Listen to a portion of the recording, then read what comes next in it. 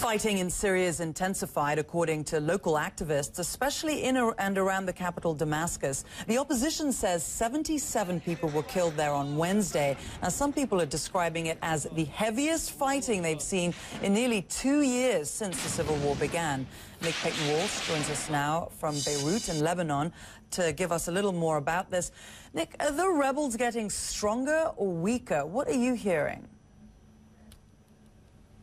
Well, the impression certainly around the capital, Damascus, is that they are launching, in their words, a push to try and take some of the key areas around it. They referred to it yesterday as Operation Epic. Now, of course, you need to point out there's a lot of rhetoric you hear, but also witnesses and residents are pointing out that they heard intense shelling. You can see some images here of the thick black smoke in some of the areas and clashes in the north and east. These are two areas where the rebels are increasing their ability to penetrate into the centre of the city.